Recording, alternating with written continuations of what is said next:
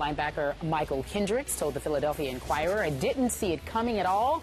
It's really none of my business, but I still ask the same question a lot. Why? Why would that happen?" Riley Cooper said, "For someone that's so explosive and so dynamic, it was surprising to all of us.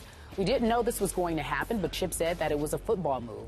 We all had to respect it, and we all had to rally around and wish DeSean the absolute best."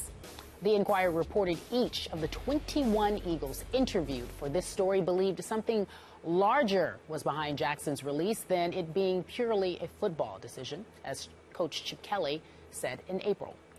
Stephen A. Smith, your reaction to this news about DeSean Jackson being released? Well, it's refreshing because even though I think they're engaging in extreme PC when it comes to them addressing this matter, they're addressing it in question form. They're being relatively vague. They're not being direct with what they're really feeling. And that is that DeSean Jackson got his behind railroaded out of Philadelphia. It's that simple. We heard a lot of stuff. We all know that I sat down one-on-one with him and talked to him. I've known DeSean Jackson for years, all of his years in Philadelphia. I covered him when I was a reporter for the Philadelphia Inquirer, a columnist rather. I understand that DeSean Jackson I understand there were some questions about the nightlife that he had on occasion and some things like that. But in the end, he showed up on the field. He produced under Chip Kelly, was a 1,200-yard-plus receiver.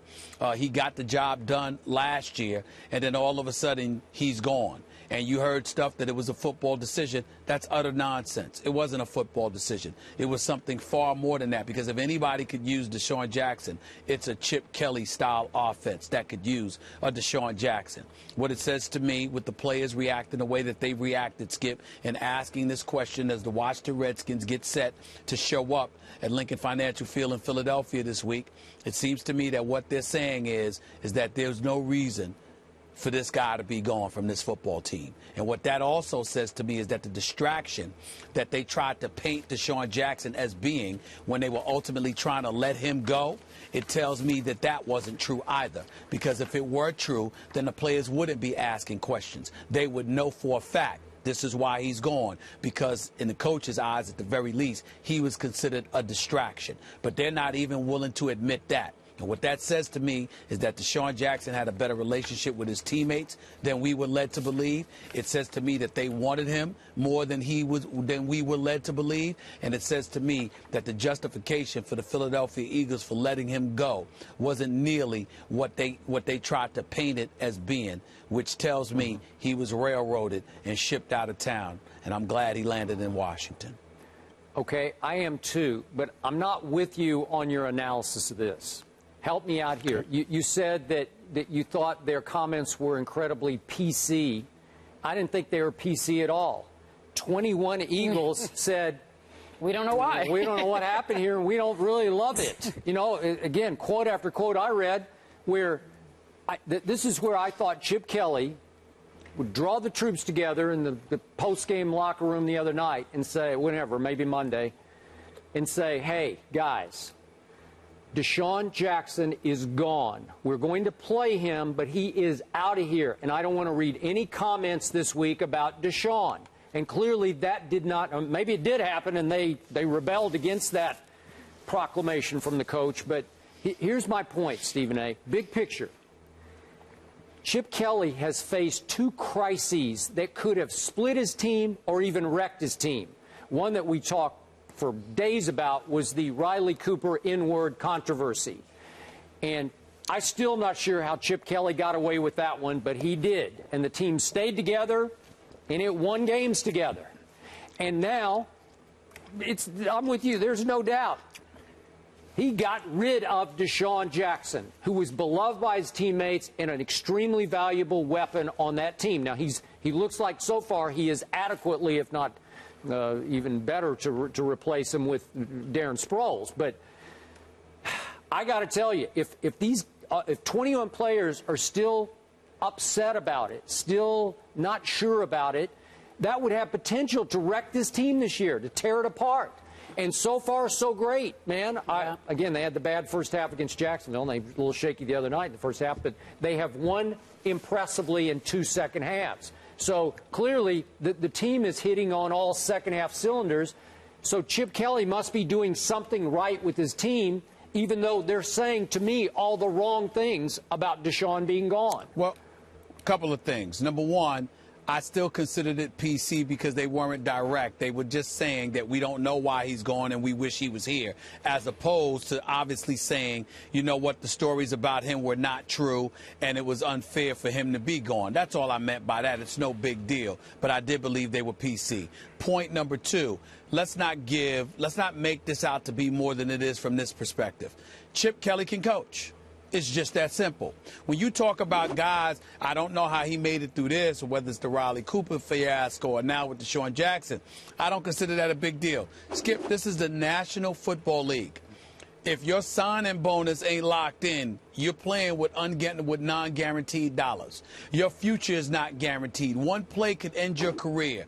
The money it can take away from you, et cetera, et cetera. It doesn't take much to incentivize an NFL player to go out there and perform to the best of his ability. Because in this league, the NFL, it is the no-fun league when it comes to dollars and cents, because the money can be taken away from you in a heartbeat. So you don't have to be the ultimate motivator to get guys in line to do their jobs, because they're trying to get paid. And there's no 9-to-5 job out here that's paying them what they're going to get paid for playing a game of football on Sunday afternoons. It's that simple to me. So I don't think Chip Kelly deserves a cookie for that. The fact is he can coach. He knows what he's doing. But in terms of incentivizing players, no matter how they feel, no matter how disgusted they may have been with DeSean Jackson's departure, Riley Cooper's inebriated racial epithets that he was throwing around at a country music concert, or whatever the case may be. In the end, when it's time to go to work, it's time to go to work. Yeah. Because if you're not willing to put in the work, they can replace you in a heartbeat, take your money away from you, and put somebody else out there to do it. Unlike baseball and basketball, where the contracts are obviously guaranteed for years and years to come. I have told you again and again, in all my years around the National Football League, unity is an underreported and sometimes undervalued intangible in a locker room. You can't win without it. Teams have to pull together and stay together to win. Every winning team has high locker room unity. I can show you year after year. I can show you lots of teams that fell apart because they were split apart over some internal issue. And in this case, these were two threatening issues. You got to admit that. Riley Cooper, with the black leaders on that team, there were a couple days where Michael Vick saying, man, I thought I knew him, but I'm not sure. And we had DeSean on at the Super Bowl. We've had LeSean on, and they're all still a little. They were touched by that. Yeah. I respect the fact that you've been covering sports for nearly 40 years. What I would ask is that you respect the fact that I've been covering sports for over 20. I do. And talking to these athletes, there are plenty of occasions where locker rooms were divided and guys didn't like one another. But when you say divide, let's be careful about this. We might not like one another. It might be divided in that respect. But it doesn't mean that we can't come together and get the job done. Okay. You and I both have worked in situations where we've had to find ourselves working in situations where we didn't necessarily like folks we were working with. But it doesn't stop us from doing the job. No, I hear you. And that's what it comes down to. No, I'm talking about mutinous situations where entire teams, sure, where a large group, a majority of players mutinied against the head coach. In this case, I'm trying to give Chip Kelly credit here because I don't know how he did it, but he did it. And we know he can coach, but you have to also be able to motivate and to handle your locker room. But I'm saying to you, it wasn't a big deal. Riley Cooper spewing what he spewed last year. Yeah, there was a lot of players that didn't like Riley Cooper, but they loved each other and they had no problem with Chip Kelly. So it wasn't that big of a deal. When you look at this with DeSean Jackson being gone, yeah, they don't like the fact that he's gone. But they're in a business where players are gone all the time. So I guess what I'm trying to say to you is you view this Chip Kelly, you know, and in terms of how he's dealt with these issues, you're thinking they're very, very big issues. Skip, it was a problem, but in essence, it wasn't a problem. I mean, it's one individual. DeSean Jackson being gone. It's one individual. Riley Cooper. That's not mutiny in a locker room. Well, it could have That's been. one guy that people have a problem with. I thought it should have Chip been Kelly can mutiny, but overcome that's that? just me. For what the issue was. Yeah. Okay. Yeah. I see why. But, hey, in this case, I expected every Eagle this week to say, hey, we've moved on from DeSean. No, they don't understand. Yeah, that's not what they're saying. They don't understand why that's happening. Because they know he was railroading. Exactly. Yeah, well, he was. That's what they say. Okay, let's leave it there, gentlemen. I think he wanted mutiny, though. Now that I think about it, Stephen A., he's being duplicitous. He wanted mutiny because he wanted to see his Cowboys win